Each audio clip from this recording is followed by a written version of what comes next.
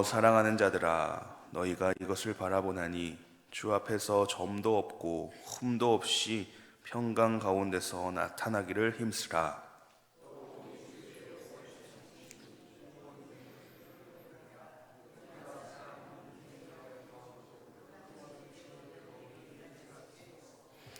또 그 모든 편지에도 이런 일에 관하여 말하였으되 그 중에 알기 어려운 것이 더러 있으니 무식한 자들과 굳세지 못한 자들이 다른 성경과 같이 그것도 억지로 풀다가 스스로 멸망에 이르느니라.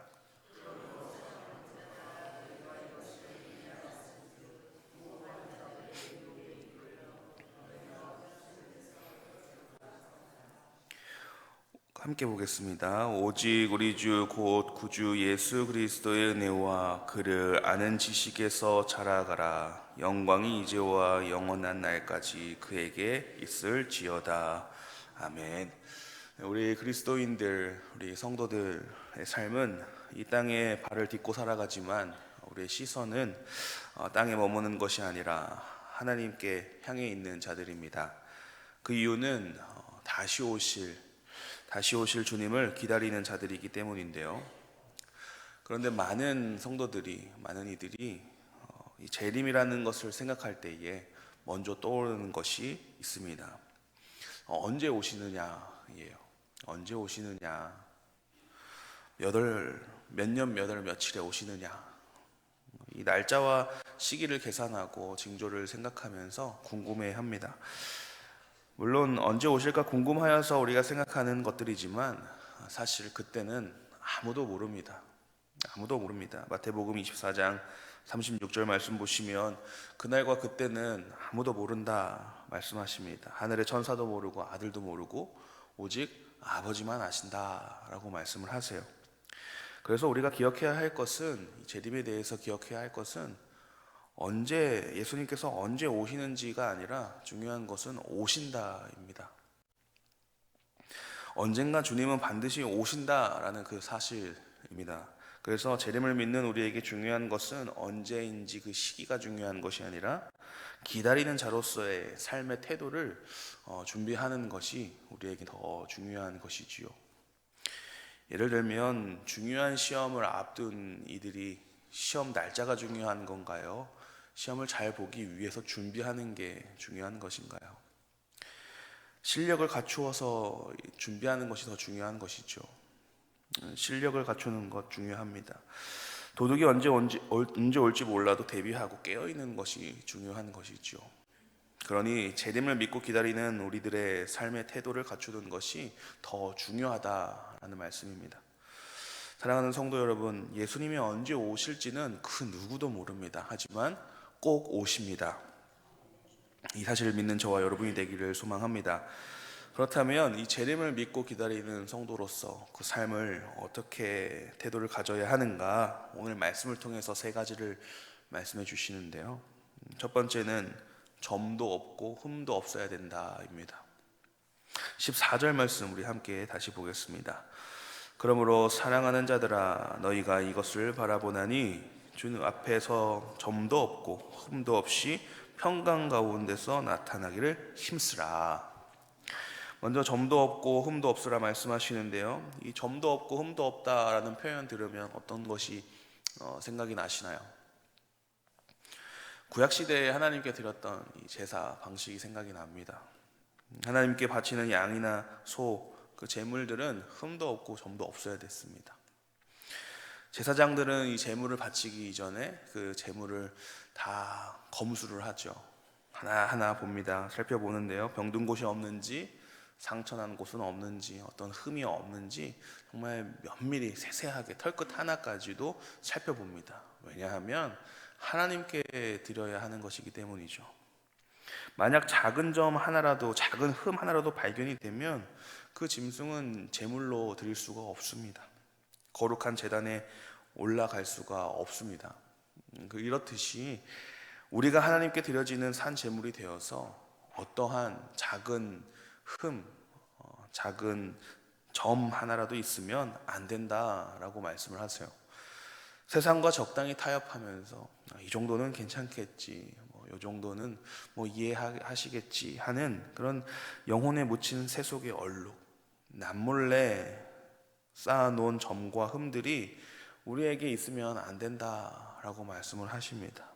어떠한 도덕적이나 윤리적인 것을 이야기하는 것이 아닙니다. 어떠한 완벽함을 이야기하는 것이 아닙니다. 우리는 인간이기에 완벽할 수가 없죠. 그래서 날마다 예수 그리스도의 보혈로 우리를 깨끗게 하며 성결하고자 하는 그 자세와 태도를 이야기합니다. 가정으로 신방을 다니다 보면요, 남편분들께서 이렇게 종종 말씀하고 하시곤 해요. 목사님, 제발 우리 집에 좀 자주 오세요. 그래야 우리 집이 깨끗해집니다 라고 우스갯소리를 하시는 분들이 계시는데요, 만약 주님께서 갑자기 우리 집에 왔다 생각하시면, 갑자기 오셨다 생각을 할 때 안 되는 것들이 있죠. 물론 정리되지 않은 부분들도 있을 수 있고요, 지저분한 것, 또 보이면 안 되는 것들, 있으면 안 되는 것들이 막 지금 떠오르시죠. 그런 것들이 우리의 흠과 또 우리의 점이 됩니다. 미리미리 정리하고 미리미리 없애야죠. 주님 보시기에 점과 흠이 우리에게는 없어야 됩니다.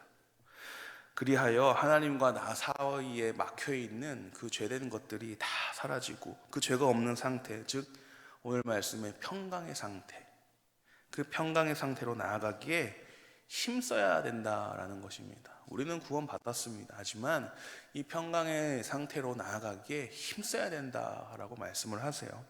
우리가 힘쓰지 않는다면 그 작은 점과 작은 흠들이 우리 안에 계속 쌓이게 될 것입니다.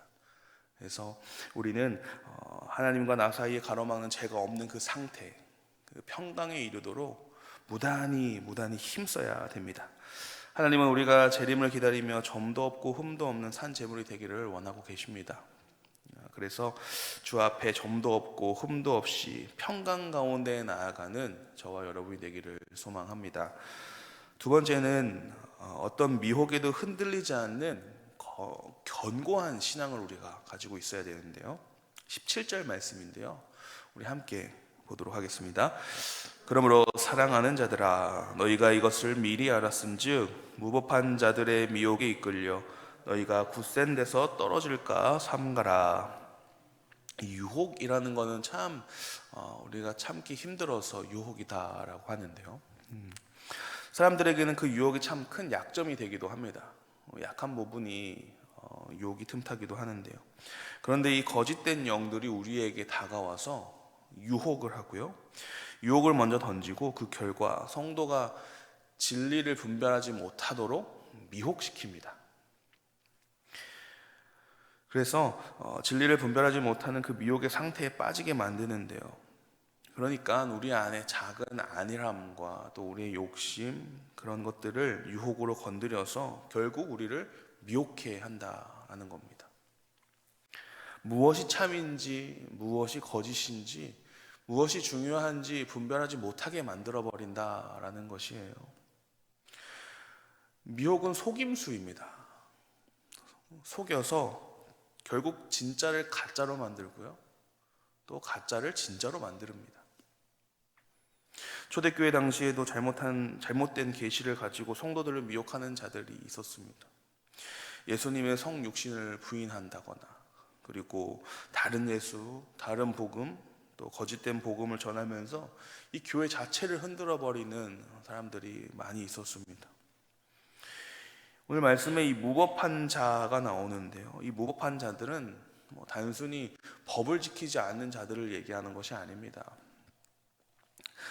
하나님의 법과 진리를 무시하고 자기의 정욕대로 성경을 억지로 해석하고 잘못된 그 사상과 교육을 하고 있는 그들을 말합니다.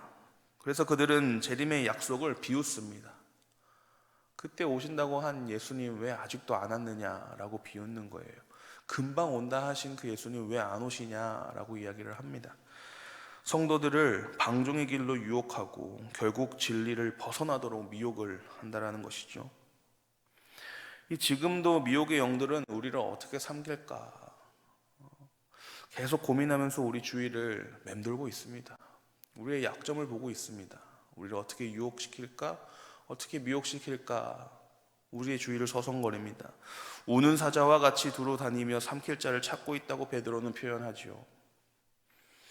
우리는 이를 분별할 줄 알아야 됩니다.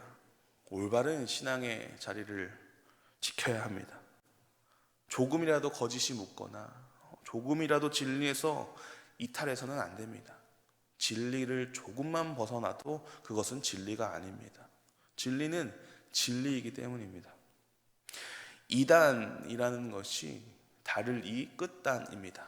그래서 끝이 다르다라는 겁니다. 끝만 조금 다릅니다. 그래서 참 분별해내기가 어렵습니다. 일전에 유튜브에서 한 청년이 이거를 보라 해서 본 적이 있는데요. 내용들을 쭉 보니까 성경 말씀을 막 해석합니다. 성경 공부를 시켜주는데 옳은 말을 계속 하고 있어요. 근데 끝에 메시아가 사람으로 나타납니다. 그러니까 1시간짜리 45분짜리의 그 강의에 맨 마지막 한 3분 정도가 메시아가 잘못된 메시아가 나오더라고요. 그러니까 정말 끝이 딱 살짝 다릅니다. 미혹시키게 만들어 버립니다. 우리가 궁금해하는 것들, 풀리지 않는 부분들을 풀어주는 것처럼 하면서 우리에게 맛있는 걸 주는 것처럼 하면서 결국은 다른 이야기를 우리에게 알려주는 그런 이단들의 활동들이 많다라는 것이죠. 참 분별해내기가 어렵습니다. 그런데 참 감사한 것이 돌아오는 주일날 우리 교회에서 이단 세미나를 하지요. 꼭 오셔서 한번 들어보시길 바랍니다. 이단이 어떻게 활동을 하고 있는지, 그들을 어떻게 분별해내야 하는지 아주 귀한 강의가 될 걸로 생각이 되는데요. 한번 오셔서 그 이단을 한번 우리가 바라보는 시각을 점검하면 좋을 것 같습니다. 뿌리가 깊은 나무가 가뭄을 이깁니다. 주님이 다시 오신다는 그 확신의 뿌리를 우리는 내려야 합니다. 미혹에서 흔들리지 않아야 합니다. 우리는 그런 뿌리를 어디에 내려야 할까요? 우리 교회에 내리는 겁니다. 우리 교회에 뿌리를 깊이 내려야 됩니다. 우리 공동체에 뿌리를 깊이 내려야 됩니다. 신앙의 뿌리를 깊게 내리는 저와 여러분 되길 소망합니다. 세 번째는요, 끊임없이 신앙이 성장되어야 하는데요. 18절 말씀 우리 함께 보겠습니다.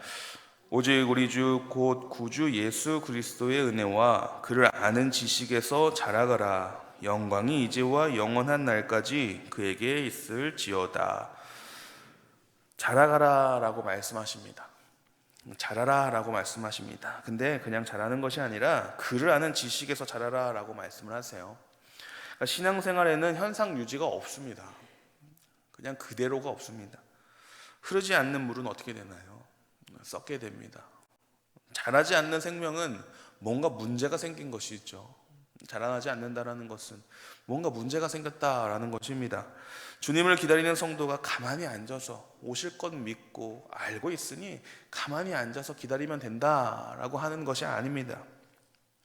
어제보다 오늘 더 주님을 사랑하고 더 주님을 바라보고 성화된 삶을 살아가고자 노력하며 달려가는 이 믿음의 경주자들이 되어야 합니다.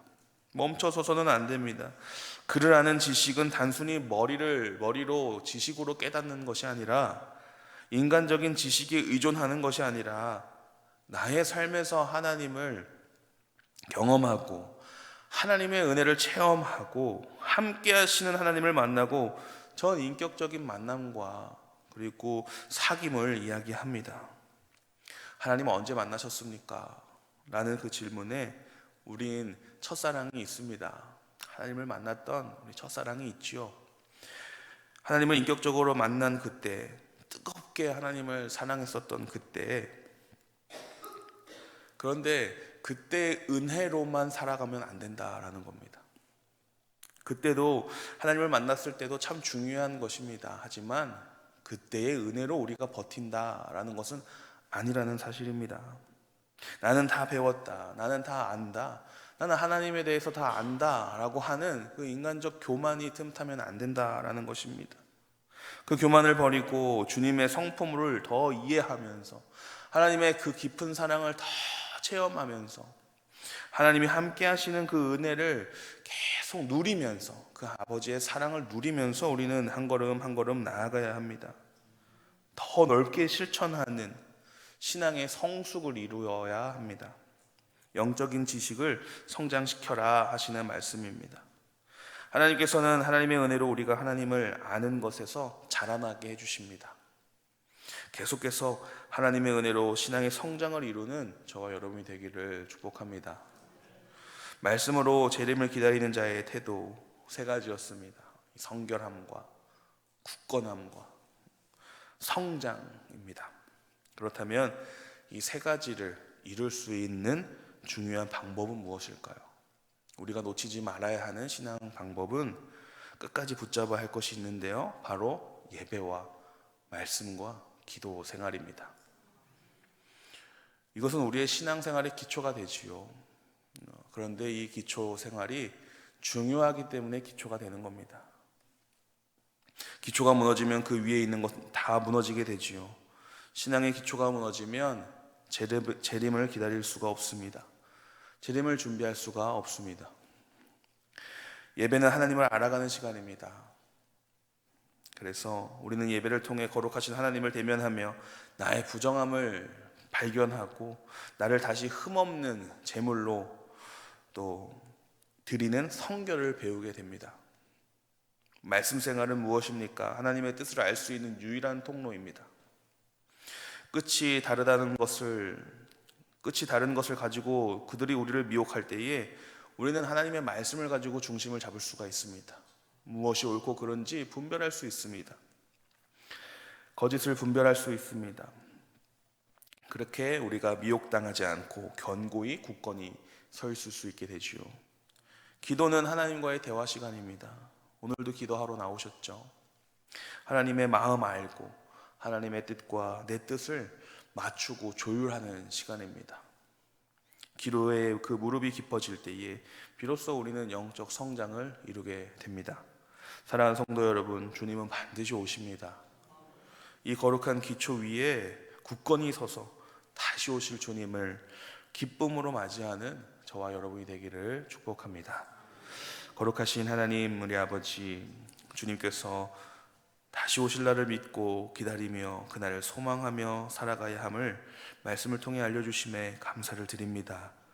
그날을 바라보며 단순히 시간을 보내는 자들이 아니라 예배로 성결해지고 말씀으로 견고해지며 기도로 영적 성장을 이루는 우리 모두가 되도록 인도하여 주옵소서.